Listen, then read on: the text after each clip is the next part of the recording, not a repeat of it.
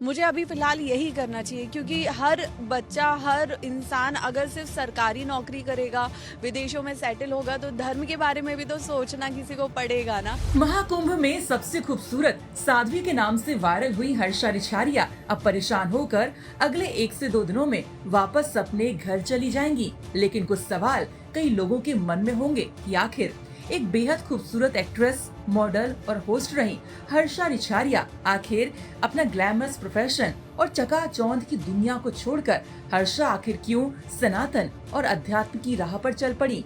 बता दें कि हर्षा 2 साल से साध्वी का जीवन जी रही हैं और सनातन को समझ रही हैं। उन्होंने हमारे सहयोगी समर्थ श्रीवास्तव से बातचीत में बताया कि क्यों वो मोह माया की दुनिया छोड़ अपने युवा जीवन में ही इस राह पर चल पड़ी थी। सुनिए। महाकुंभ का समागम है, त्रिवेणी की आस्था है और सनातन का ये त्योहार है। हमारे साथ इस वक्त जो मौजूद हैं वो social media sensation Harsha Richhariya मौजूद हैं और आपको बहुत स्वागत है पर हर्षा जी।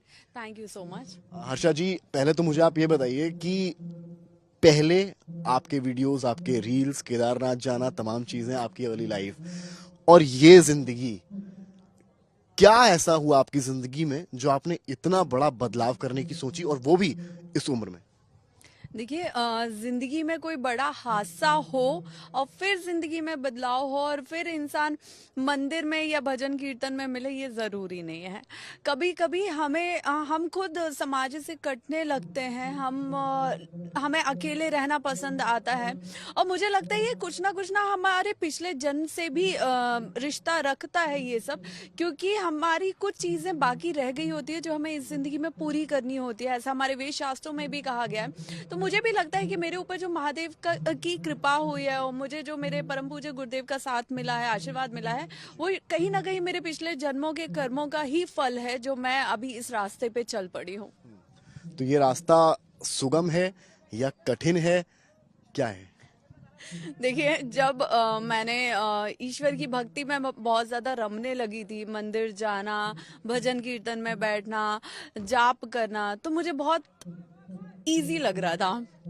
लेकिन कहते हैं कि जब आप नेकी के रास्ते पे, भलाई के रास्ते पे, अच्छाई के रास्ते पे चलते हो तो रास्ते में बहुत कठिनाइयां आती हैं। वो कठिनाइयां जो है ना, वो मुझे अब फील हो रही है। अच्छा, आपके घर वालों ने, होता है यूजुअली कि भाई यंग एज में स्पेशली हम लोग फेस करते हैं, हम लोग भी उसी उम्र में हैं कि हम अगर काम धाम छोड़कर और कुछ, पूजा पाठ सबको पसंद है लेकिन एक होता है प्रॉपर तरीके से उसमें चले आना।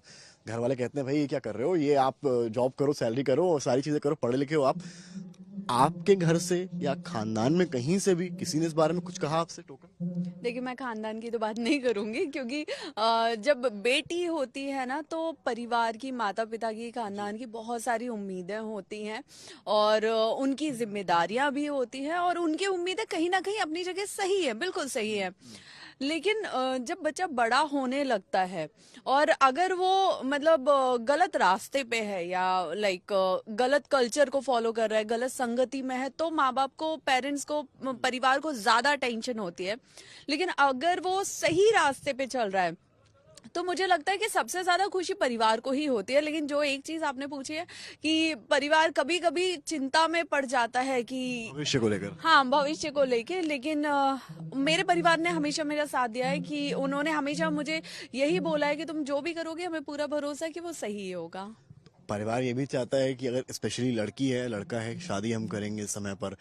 आपने क्या सोचा है इसको लेकर और क्या आप साध्वी जीवन के को लेकर आगे बढ़ने की सोच रही हैं या अभी आपने कुछ डिसाइड नहीं किया है? क्या कुछ आपके दिमाग में इस वक्त चल रहा है?